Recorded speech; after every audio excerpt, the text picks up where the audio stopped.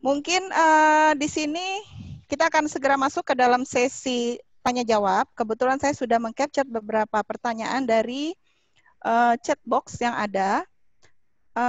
Mohon nanti kepada para narasumber di sini, Dr. Nelly, Dr. Iman, Dr. Harapan, Dr. Safrizal. Alhamdulillah hari ini semua narasumbernya dokter-dokter ya. Tapi kita pesertanya juga peserta publik umum.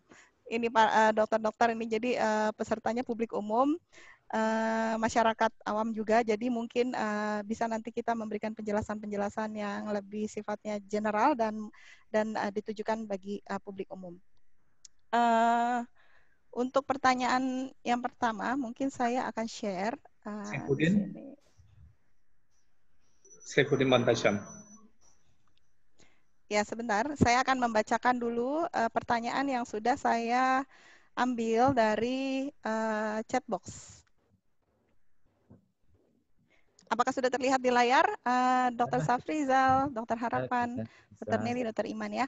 Pertanyaan pertama untuk Dr. Nelly, ya. Apakah sudah nampak belum ya? Sudah. Kalau gitu saya bacakan saja pertanyaannya kalau memang belum tampak. Ya. Pertanyaan pertama dari Dr. Nelly, dari Dr. Nelly, mohon maaf, dari Ibu Fadlia. Bismillah, ingin bertanya kepada Dr. Nelly, jika seorang nakes yang aktif bekerja di rumah sakit rujukan tiba-tiba mengalami batuk pilek dan sakit tenggorokan selama 5 hari tanpa ada riwayat kontak dengan pasien COVID, apakah cukup self-isolation atau harus dilakukan pemeriksaan? Kapan sebaiknya harus langsung PCR? Terima kasih. Silakan Dr. Nelly untuk menjawab pertanyaan ini. Oke, terima kasih atas pertanyaannya. Ketika tadi sebenarnya Dr. Iman sudah menjelaskan ketika tidak ada riwayat kontak dengan gejala ringan, sedang, itu cukup dengan ketika ada perburukan, nanti silakan baru untuk pemeriksaan lebih lanjut. Seperti itu. Kecuali dia nakes tersebut ada kontak dengan pasien yang terkonfirmasi, itu silahkan untuk pemeriksaan PCR dengan segera. Demikian. Ya, baik. Terima kasih Dr. Nelly untuk responnya. Kemudian mungkin ini kepada Dr. Safrizal, Dr. Iman atau Dr. Nelly ya. Semisal pasien ISPA tinggal di daerah transmisi lokal, misalnya di Banda Aceh, apakah sudah termasuk kasus suspek? Terutama tadi karena kita ada klasifikasi definisi yang baru ya, tidak ada ODP PDP lagi, kita mungkin ini untuk kasus suspek bagaimana? Silakan mungkin Dr. Iman ya, atau Dr. Nelly.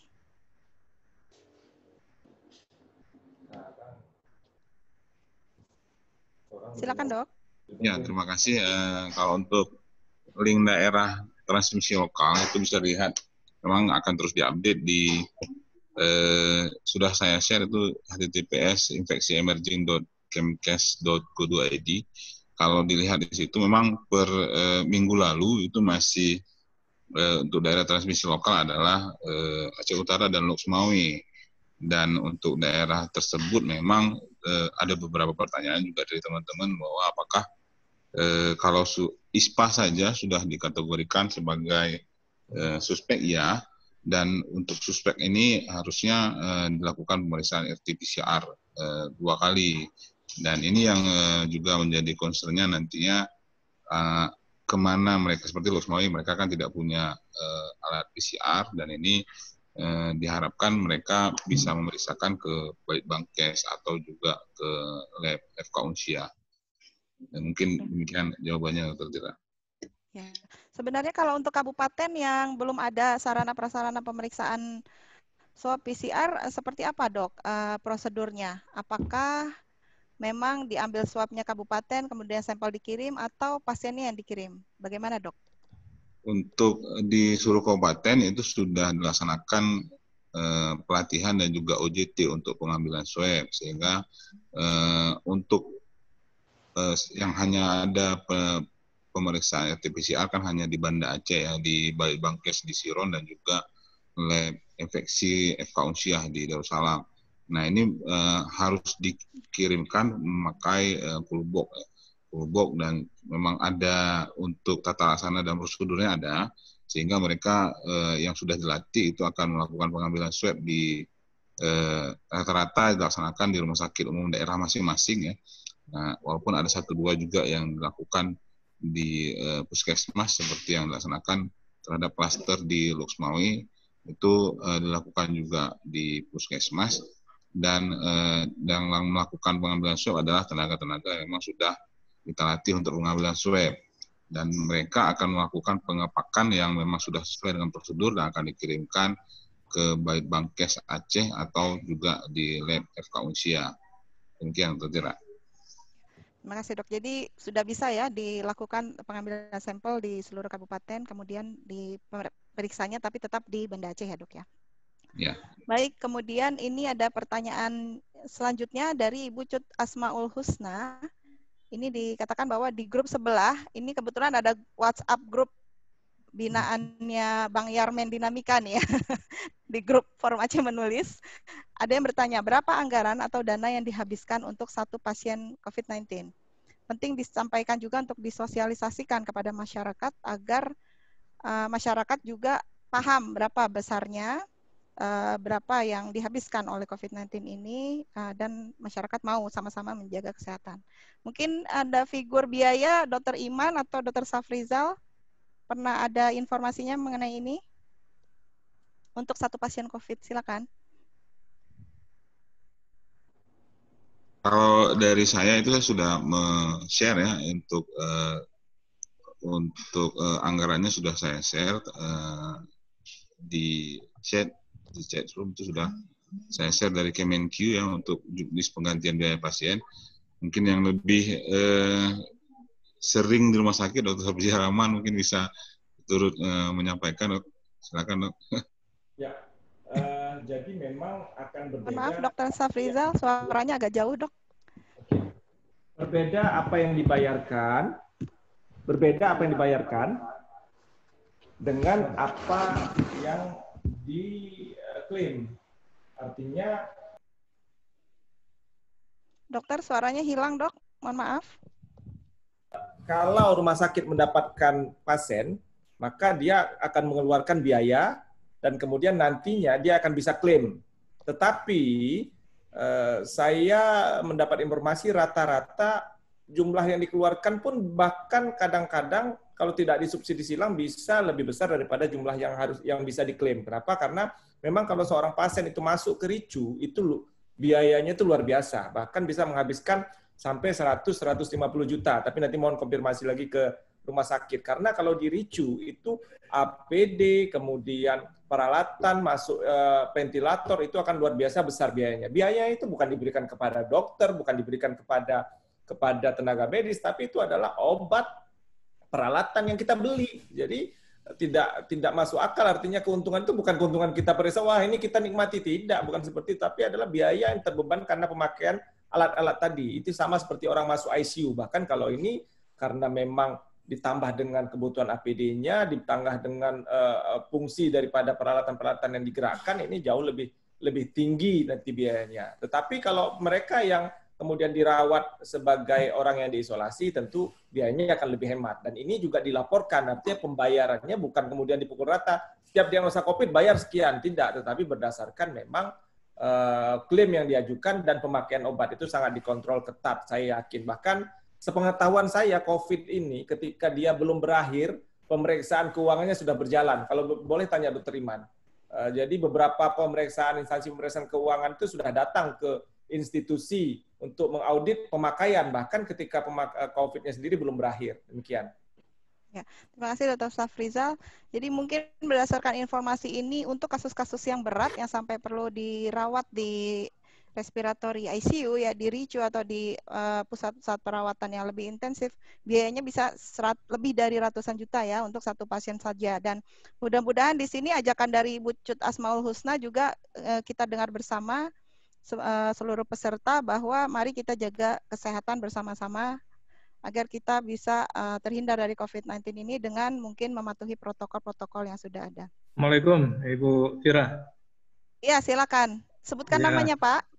Saifuddin Mantasyan, terima kasih. Ya, silakan, Pak. Para presenter yang saya hormati, Pertama, saya mau tanya, setelah pasien sembuh 14 hari, pasiennya kemudian boleh pulang ke rumah. Pertanyaannya, sejauh mana bahwa dia ini betul-betul aman untuk keluarganya?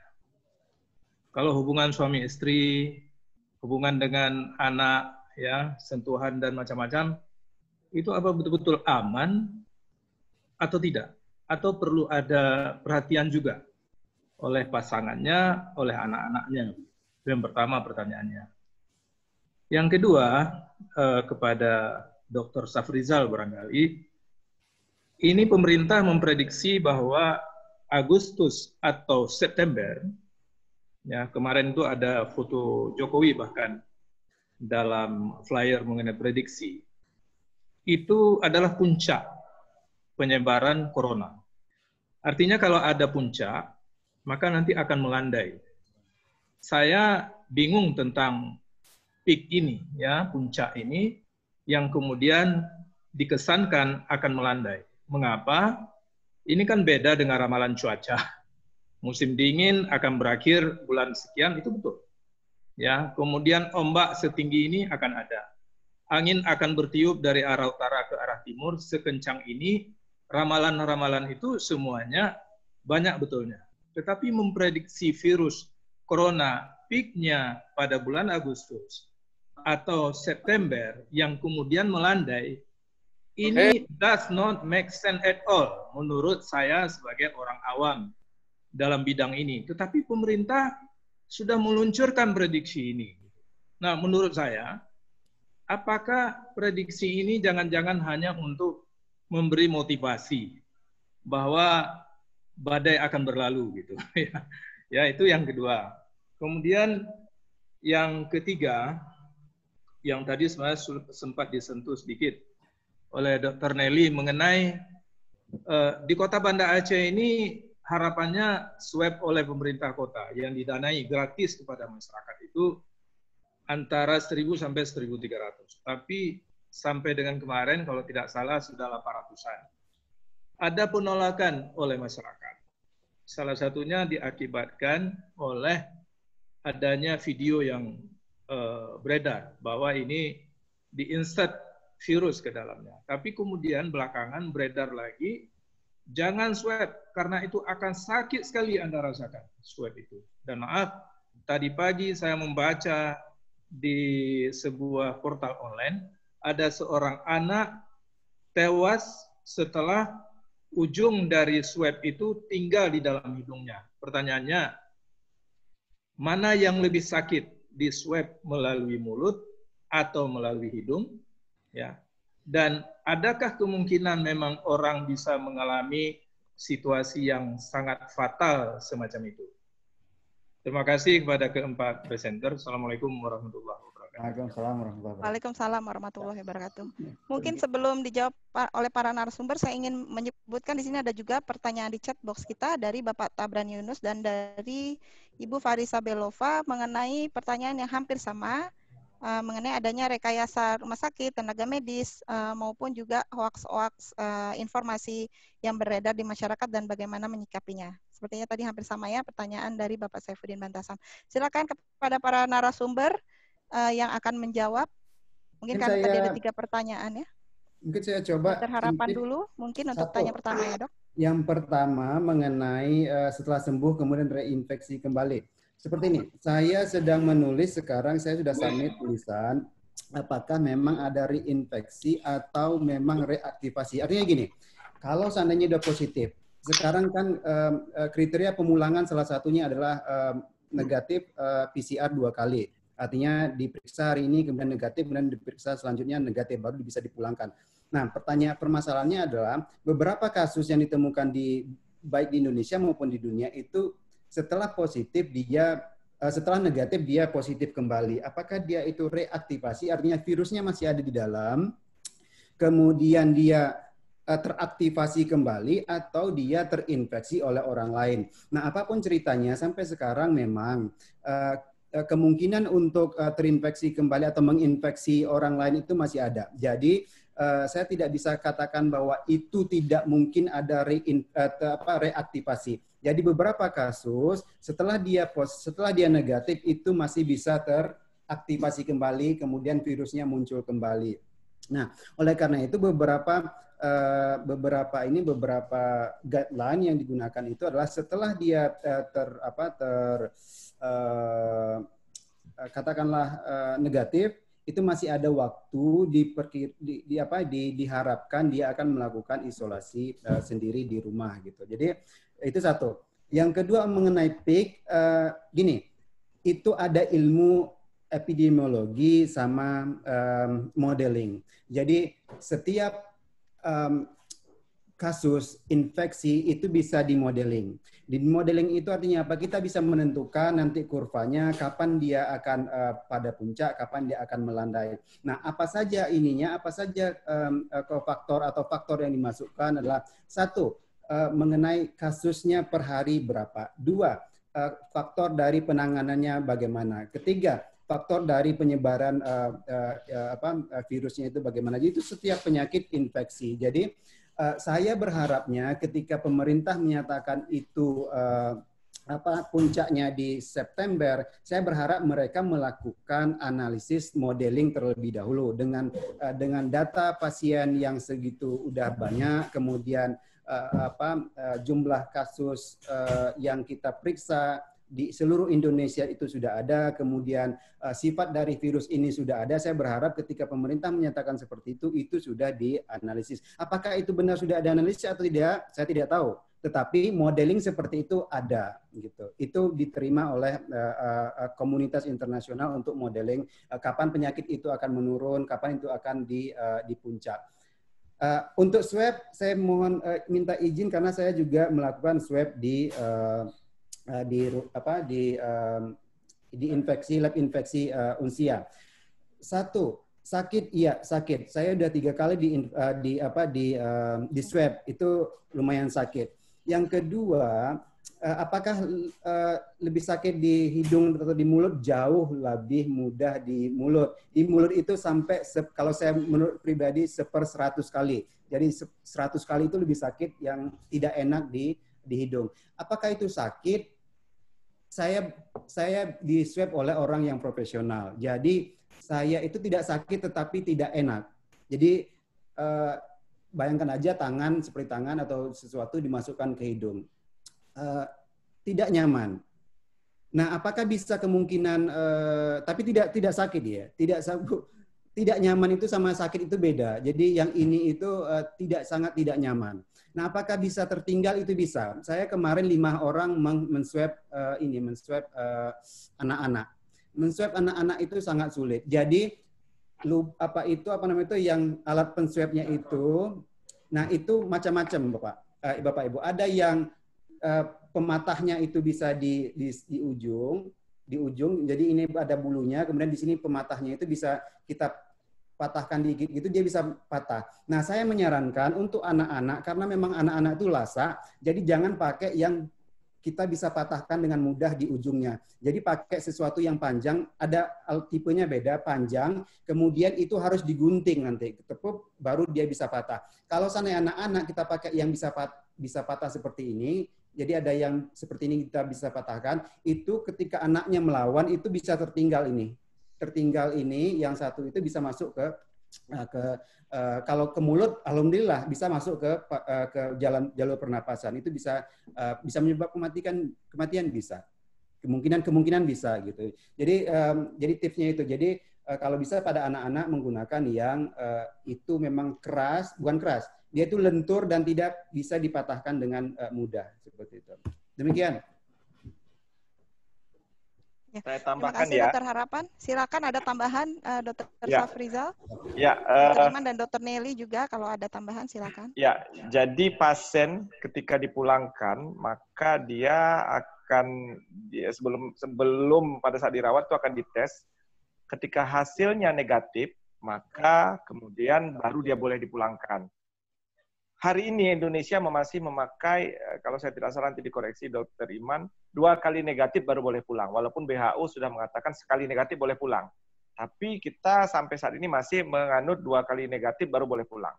Nah, negatif dari pemeriksaan real time PCR artinya virus di dalam tubuh orang ini sudah tidak ada. Nah, tapi ada juga aturan yang mengatakan walaupun virusnya sudah tidak ada, tapi ketika dia dipulangkan, dia masih harus istirahat, mengisolasi diri selama beberapa lama lagi. Bahkan ada yang menganjurkan sampai 2 minggu lagi, baru kemudian dia bisa melakukan aktivitas seperti biasa. Ini adalah langkah antisipatif supaya mereka kemudian tidak menularkan kepada banyak orang. Nah, bagaimana dengan pertanyaan yang menggelitik dari Pak Saifuddin tadi tentang bagaimana, apakah perlu hubungan seks, bagaimana hubungan suami istri, hubungan suami istri apa boleh dilakukan? Sebenarnya tidak ada problem karena memang sudah negatif. Tetapi biasanya mereka yang baru pulih itu kondisi badannya artinya juga tidak begitu fit. Artinya memang masih perlu penanganan stamina dulu baru kemudian bisa dia normal. Nah, apakah kemudian bisa kontak dengan anak-anak karena tadi prinsipnya barangkali mungkin kita masih melakukan isolasi tapi sudah bisa mandiri, maka sebaiknya diminimalisir. Boleh saja ketemu tapi diminimalisir untuk kontak secara fisik. Kenapa? Karena mengingat kemungkinan-kemungkinan tadi. Terus mengenai apa yang disampaikan oleh pertanyaan berikutnya tentang pengambilan swab, tentu saja pengambilan swab ini sudah dirancang seaman mungkin, walaupun barangkali mungkin untuk kelompok khusus susah. Anak-anak ini kalau kita katakan ambil swab, dia apapun kita paksa, dia sebenarnya tidak mau, begitu. Apapun risiko dia tidak mau, tapi kan kita tetap harus melakukan. Inilah yang kemudian harus hati-hati. Nah, saya pribadi sudah 2 atau 3 kali dilakukan pengambilan swab, dan bahkan ada kasus yang sangat lucu ketika seorang pimpinan yang ketakutan ketika diambil swab dan anak buahnya keluar mengatakan, ditanya apa sakit, dia bilang sakit pasti ada sedikit, tetapi yang paling terasa adalah geli. Kenapa? Karena itu diputar ketika dia sampai mentok, maka diputar. Tujuannya adalah supaya kemudian bisa menyerap virus sebanyak mungkin. Nah, ada hal yang lebih lucu lagi ketika saya berkomunikasi dengan orang lain, termasuk istri saya, apakah sakit? Tidak, katanya. Ada keluaran mata? Tidak. Padahal beberapa kali saya diambil tetap keluaran mata, walaupun mungkin sakit bagi saya ya relatif ya. Nah, ini juga memang menjadi faktor penentu bagaimana hasil laboratorium itu bisa keluar, karena memang proses pengambilan ini menjadi sesuatu yang sangat krusial juga. Nah, kalau kita sadar bahwasanya yang dilakukan ini adalah untuk menolong kita, kita pasrah, sebenarnya ini tidaklah berbahaya. Tetapi ketika ada perlawanan, yang ini yang kita khawatirkan ada kemudian komplikasi yang bisa saja terjadi. Demikian dari saya. Silakan Dr. Iman atau Dr. Nelly, ada tambahan? Oke, saya sedikit menambahkan terkait dari tentang swab tadi, swab nasofaring dengan orofaring. Kalau menilai ketidaknyamanannya itu memang yang paling nggak nyaman adalah swab dari nasofaring dibandingkan dengan orofaring. Namun dari efektivitas materi genetik yang bakal kita dapatkan itu swab nasofaring itu lebih banyak, lebih disarankan dibandingkan dengan swab orofaring yang jauh kelihatan memang lebih mudah. Jadi untuk penegakan diagnosis, kalau di Indonesia, di WHO juga masih menyarankan itu untuk satu VTM gunakanlah 2 swab, nasofaring dengan orofaring. Oh, dapat di saluran nafas saluran nafas bawah bisa kemungkinan dapat, itu lebih bagus. Cuman yang paling utama itu ketika kita nggak dapat dari saluran nafas bawah, itu nasofaring. Gitu. Kalau orofaring aja nggak cukup, karena bisa kemungkinan tidak terdeteksi. Untuk swab aja kita minta hari pertama, hari kedua, apalagi untuk sampel yang digunakan itu swab nasofaring dengan orofaring, kecuali terdapat penyulit-penyulit yang memang tidak bisa dihindari. Seperti misalnya kelainan dari tulang hidung, itu tidak mungkin dihindari. Ataupun ada penyakit penyerta lainnya. Gitu. Tapi tolong diupayakan swab itu nasofaring dengan orofaring. Dan ketika kita menilai ketidaknyamanan dibandingkan dengan keuntungan yang kita dapat berupa penegakan diagnosis ataupun memang tidak terinfeksi COVID, itu jauh lebih berharga hasil yang kita dapatkan dibandingkan dengan proses ya katakanlah sakit itu relatif sedikit tapi masih hasilnya itu jauh lebih berharga seperti itu. Terima kasih Dr. Tira.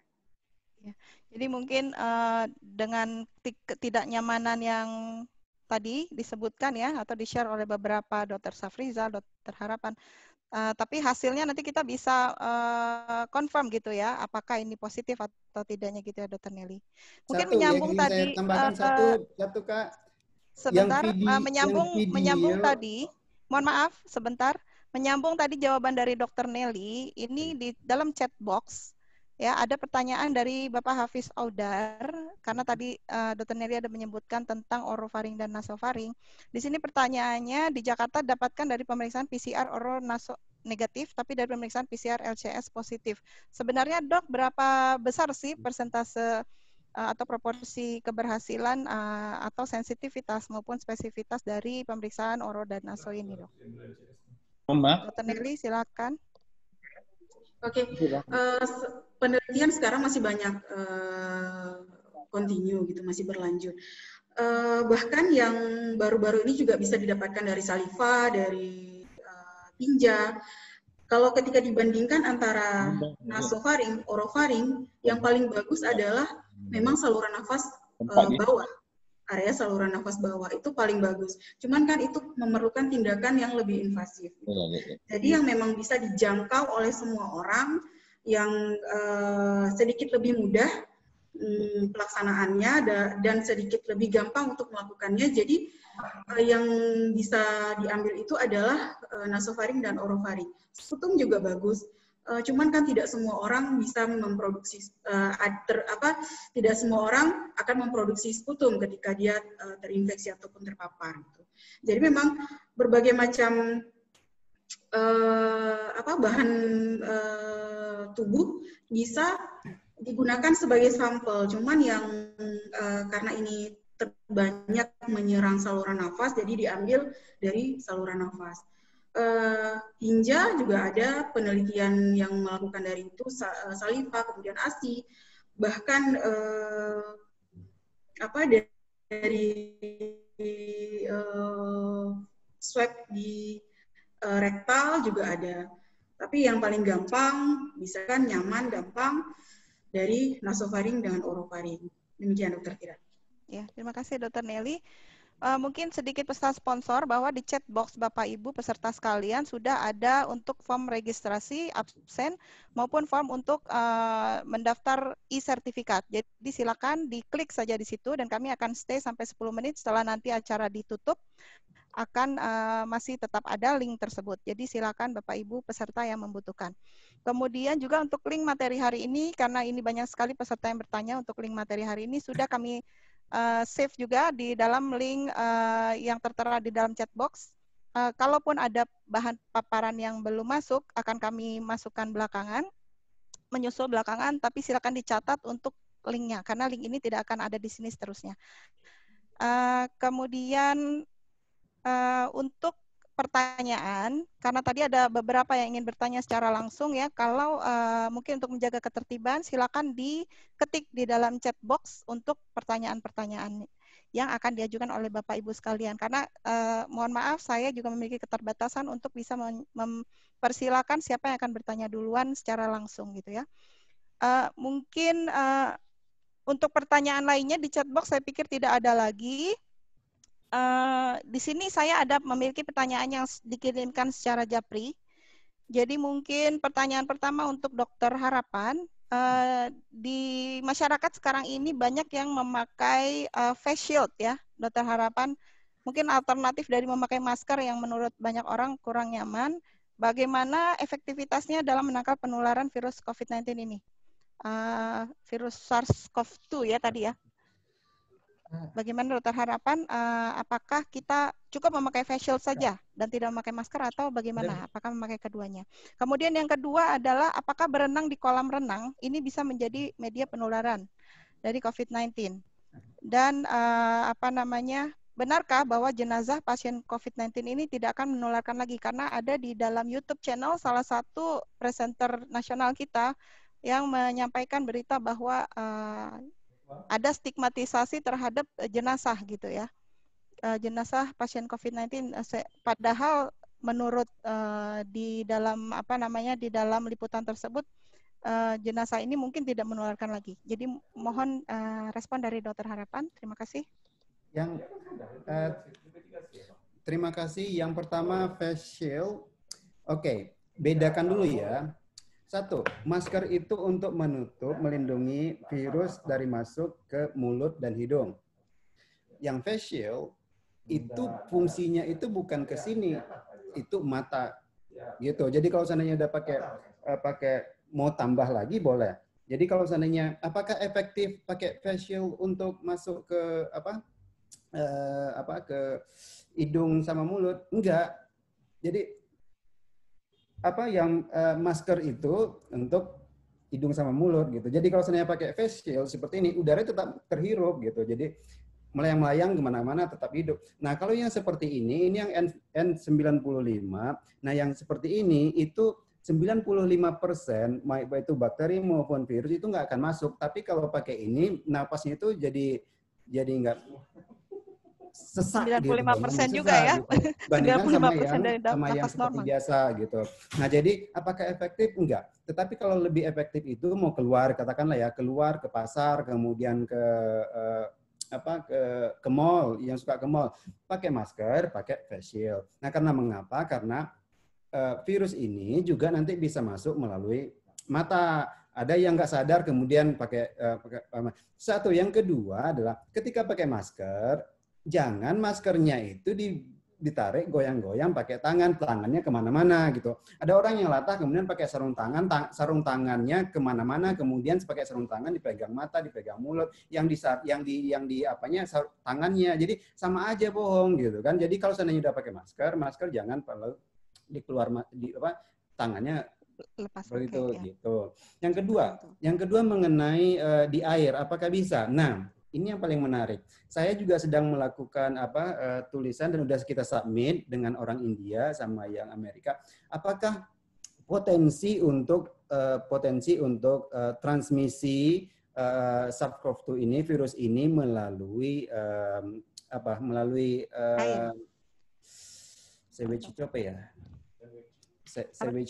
melalui aliran drainase rumah sakit. Kalau melalui aliran kita misalkan PD POM segala macam, kemudian di kolam atau di laut itu hampir nihil. Tetapi kalau di rumah sakit, katakanlah yang di Pinere. Nah, Pinere itu kan ada yang drainasenya itu. Nah, ada kemungkinan besar bahwa di situ ada virusnya. Nah, apakah berpotensi virus itu tersplit ke lingkungan masyarakat.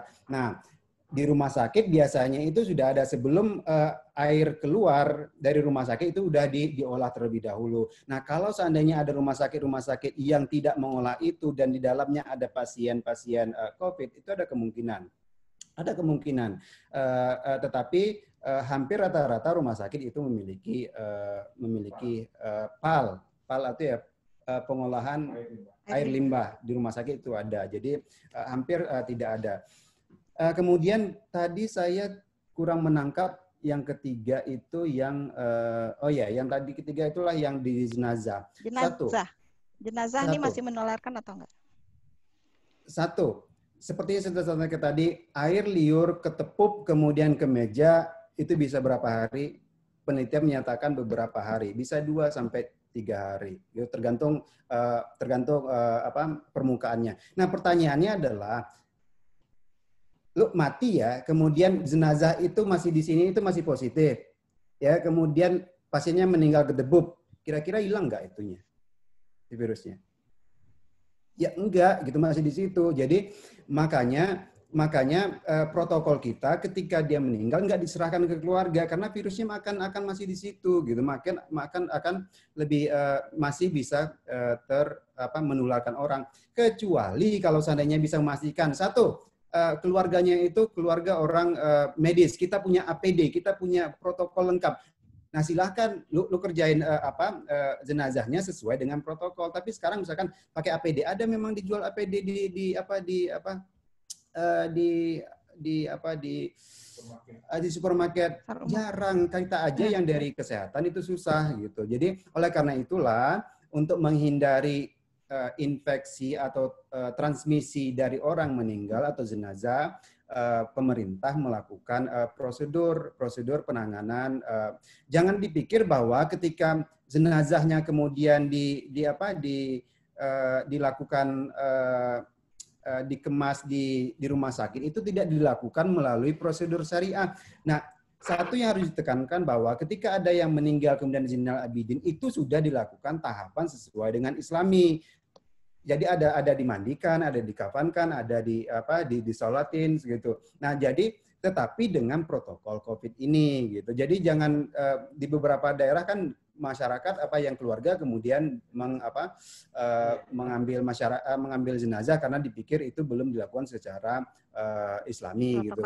Nah, tadi kita udah pastikan di Zainal Abidin itu melakukan dengan Islami. Jadi sudah dilayani, udah dilakukan dengan Islami. Jadi saya rasa masih ada besar sekali kemungkinan transmisinya, oleh karena itu kita lakukan penanganan jenazah secara medis dan Islami. Terima kasih. Terima kasih Dokter Harapan. Mungkin saya beri kesempatan satu kepada penanya yang sudah raise hand. Di sini ada yang raise hand kepada Ibu Citra ya. Ibu Citra Oktavina, kalau masih ada di dalam room join-nya, silakan Ibu Citra Oktavina untuk menyampaikan pertanyaannya. Boleh kita hitung sampai 5, mungkin kalau sampai 5 tidak ada, maka kita ada pertanyaan lagi yang lain untuk Dr. Iman. Oke, saya rasa sudah 5 detik ya kesempatannya, mohon maaf. Ini pertanyaan untuk Dr. Iman.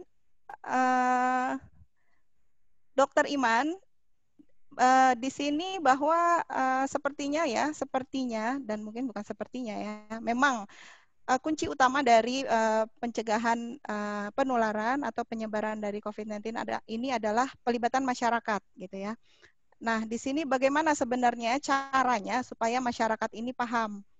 Karena nampaknya di Aceh sendiri ya, saya lihat di jalan-jalan tuh jarang sekali yang pakai masker. Dan masih ramai sekali gitu ya warung-warung kopi di Aceh ini.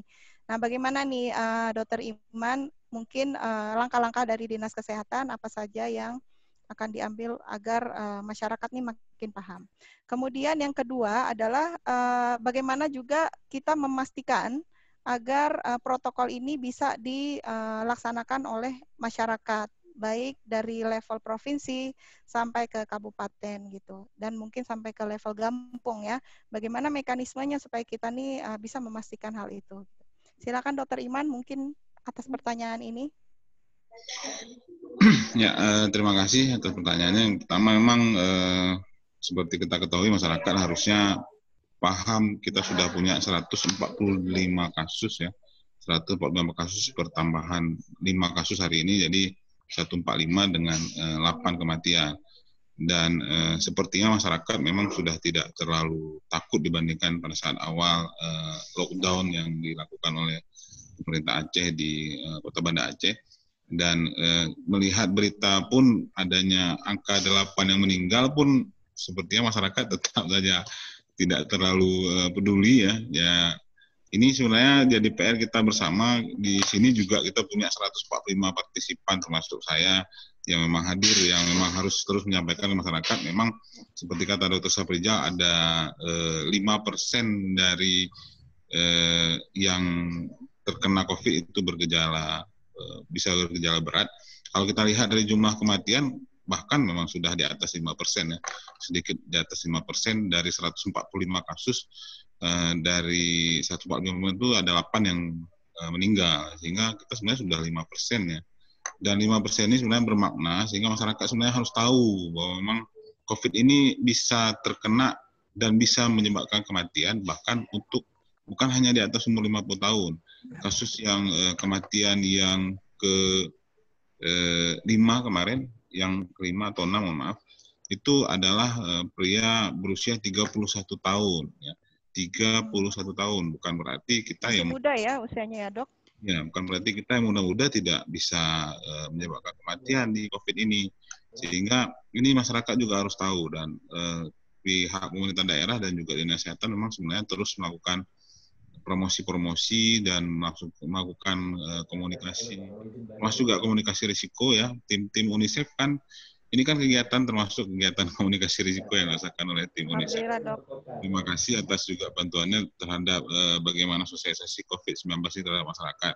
Namun memang seperti kita ketahui masyarakat tetap dengan jalurnya sendiri, yang pakai masker, yang ke warung kopi tetap warung kopi. Sehingga masih menjadi PR tersendiri untuk pemerintah Aceh untuk terus melakukan sosialisasi. Kalau kita berikan masker pun 100 kali, 200 kali kita berikan masker pun sepertinya tidak bermanfaat.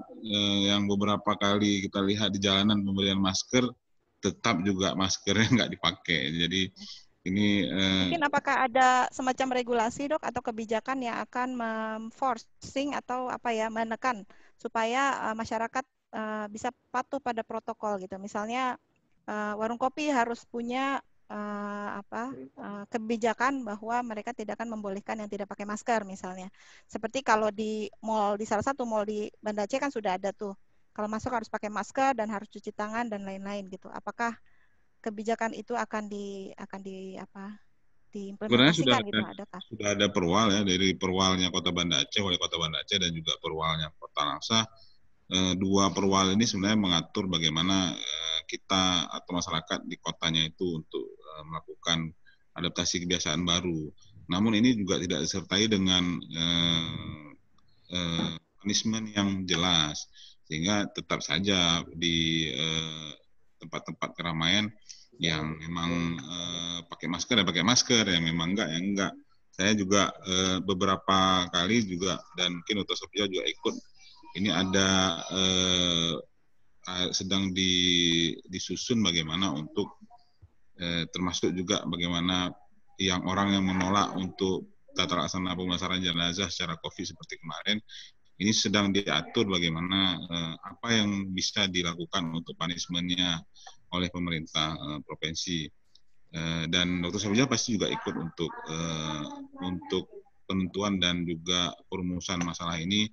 Dan sepertinya juga harus ada memang ketetapan, termasuk juga ketetapan bagaimana kita masuk dari Aceh, karena memang 90% kasusnya adalah memang klaster dari luar Aceh yang masuk Aceh. Demikian, betul. Ya. Baik, terima kasih Dr. Iman. Mungkin Dr. Safrizal terakhir ada tambahan sebelum kita Saya ingin menambahkan bahwasannya dari profesi Ikatan Dokter Indonesia, khususnya di wilayah Aceh, sudah jauh hari mengatakan bahwasannya saat ini kita harus mulai melakukan pengetatan ataupun yang seperti kita bilang dahulu bahwasannya kita harus sudah mulai membuat regulasi. Mohon maaf barangkali ini tidak enak bagi pelaku bisnis, bagi mereka yang mendapatkan rezekinya dari perdagangan dan ekonomi. Barangkali mungkin kita sudah harus mulai membuat pembatasan-pembatasan seperti katakanlah misalnya berdagang sampai jam sekian di malam hari, kemudian harus tutup semua, kemudian protokol-protokol mengurangi orang-orang di keramaian harus sudah diberlakukan. Kenapa? Karena memang tanpa usaha serius seperti saya sampaikan tadi, saya khawatir kita akan luluh lantak dengan COVID ini. Apa yang disampaikan Pak Saifuddin tadi, menurut perhitungan awam, kalau kita mengikuti prediksi tanpa kemudian melakukan pencegahan, hanya melihat berdasarkan prediksi, maka prediksi itu tidak akan jadi prediksi. Artinya kasus bisa naik dan naik dan naik dan naik, tidak akan pernah turun. Kalau kita mau turun, barangkali nunggu 2 tahun, tapi korban yang akan terjadi sangat banyak. Ini yang akan kita advokasi. Kita dari Ikatan Dokter Indonesia mengatakan pemerintah harus mengambil langkah konkret, salah satunya itu buat pembatasan-pembatasan yang kemudian berdampak kepada pengurangan pergerakan manusia. Mudah-mudahan Aceh belum terlambat dan anggaplah prediksi kita semua yang kalau ID mengatakan akhir bulan 10 pun barangkali Aceh belum tentu akan turun kasusnya kalau kehidupan kita begini, salah. Tetapi jauh daripada itu kita bersama-sama bisa mengendalikannya lebih cepat. Karena keinginan kita semua adalah COVID ini keluar dari kita bisa hidup seperti nikmatnya hidup sedia kala. Demikian mungkin dari saya. Ya. Terima kasih Dr. Safrizal. Mungkin sebelum kita tutup, kepada 4 narasumber, apakah ada pesan-pesan atau message yang ingin disampaikan kepada masyarakat melalui teman-teman peserta yang hadir pada hari ini, mungkin yang ingin disampaikan? Silakan, saya persilakan sebelum kita tutup 5 menit ke depan.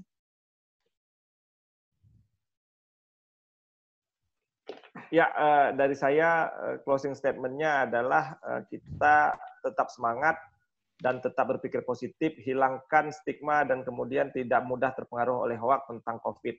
Bersama kita bisa, jumlah yang banyak mari kita cermati sebagai peringatan kepada kita bahwasannya COVID sudah berada di dekat kita. Ini bukan hoak, ini bukan settingan, ini bukan rekayasa, tapi ini benar adanya. Barangkali itu dari saya. Ya. Terima kasih, Dok. Dokter Harapan, ada yang ingin disampaikan? Apa yang saya ingin sampaikan adalah salah satu yang paling penting untuk kita lakukan dalam penanganan COVID ini adalah diagnosis yang benar-benar. Diagnosis, kemudian tracing, kemudian lakukan treatment. Nah, salah satu gold standar atau standar baku untuk pemeriksaan COVID ini adalah melakukan PCR. Nah, di Aceh kita sudah memiliki 2 lab yang mampu melakukan PCR. Oleh karena itu saya berharap satu, pemerintah harus memaksimalkan keberadaan dari kedua lab ini sehingga bisa mempercepat. Kalau seandainya seperti Dr. Syafrizal katakan tadi, kalau harimau walaupun banyak, kalau seandainya sudah diketahui di mana kemudian di kandang, itu akan lebih bagus dibandingkan kalau seandainya ada harimau kemudian menikam menggigit satu-satu orang di masyarakat kita.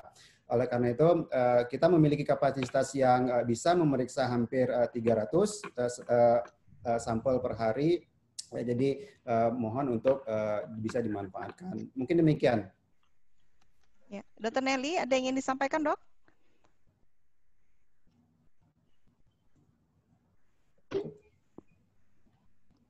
Mungkin belum di-unmute, Dok, mikrofonnya. Ya, untuk menghilangkan atau untuk menyelesaikan masa pandemi ini, kita semua punya peran masing-masing. Peran saya adalah sebagai pemeriksa di laboratorium, saya akan memaksimalkan peran tersebut. Peran rekan-rekan saya di Vaskes, mereka juga akan memaksimalkan peran tersebut. Kemudian kita juga harapkan partisipasi yang sangat besar dari masyarakat.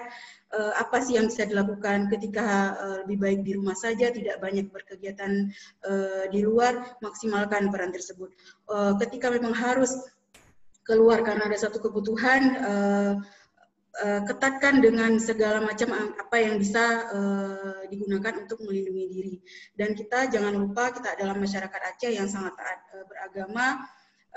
Jangan lupa panjatkan selalu doa kepada Allah, mudah-mudahan kita semua dilindungi, mudah-mudahan pandemi ini cepat berlalu, dan mudah-mudahan kita semua bisa kembali hidup normal seperti dahulu lagi. Sekian. Amin. Ya. Dr. Iman, silakan, Dok. Ya, terima kasih. Mohon maaf, saya dalam perjalanan.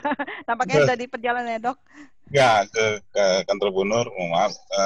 Saya cuma saran bahwa COVID-19 ini bisa terjadi pada siapapun, kita, keluarga. Kalau saya mungkin sama Dr. Syafrizal, sama Dr. Nelly dan Dr. Harapan mungkin sudah menjadi OTG yang kesekian kalinya, karena sudah pernah berhubungan, sudah pernah melakukan tindakan-tindakan yang kira-kira sudah dekat lah dengan pasien terkonfirmasi, dan memang sudah mungkin juga beberapa kali dilaksanakan swab ya.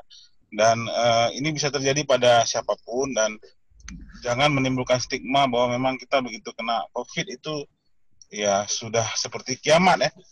Saya sering sampaikan tuh, seperti kiamat berarti sudah selesailah dunia ini ya. Ini persepsi yang sangat salah.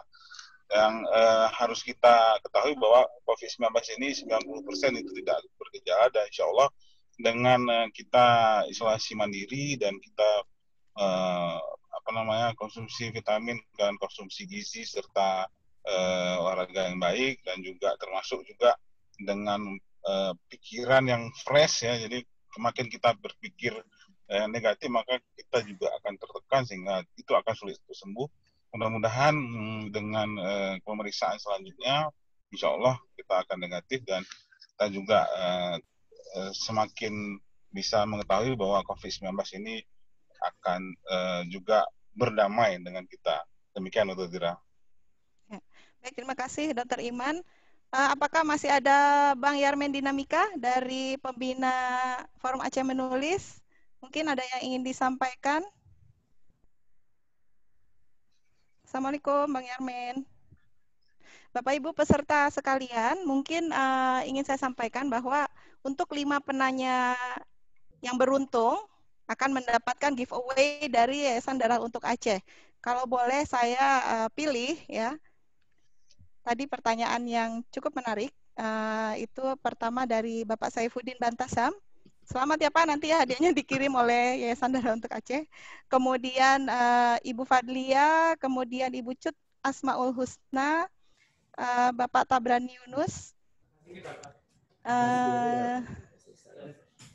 dan Bapak Hafiz Audar ya. Selamat kepada 5 orang yang mendapatkan giveaway dari Yayasan Darah Untuk Aceh. Nanti mekanisme pengiriman kalau Bapak Ibu ada nomor kontaknya di dalam register kami, maka akan kami kontak selanjutnya. Bang Yarmen Dinamika, apakah ada?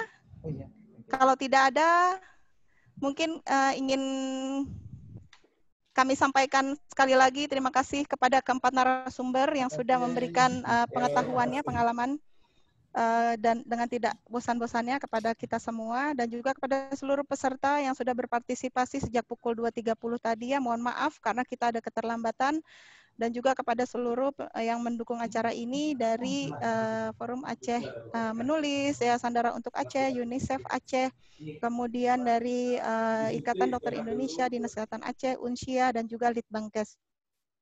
Saya selaku moderator izin untuk undur diri dan permohonan maaf dari kami apabila ada kata-kata yang salah dan apabila ada peserta yang ingin bertanya namun belum bisa kami persilakan untuk bertanya. Jadi mungkin insya Allah mudah-mudahan ada sesi-sesi berikutnya di mana Bapak Ibu peserta sekalian tetap stay tune di webinar-webinar series dari FAME, UNICEF, dan Yayasan Darah Untuk Aceh ini. Terima kasih. Wabillahi taufik wal hidayah. Wassalamualaikum warahmatullahi wabarakatuh.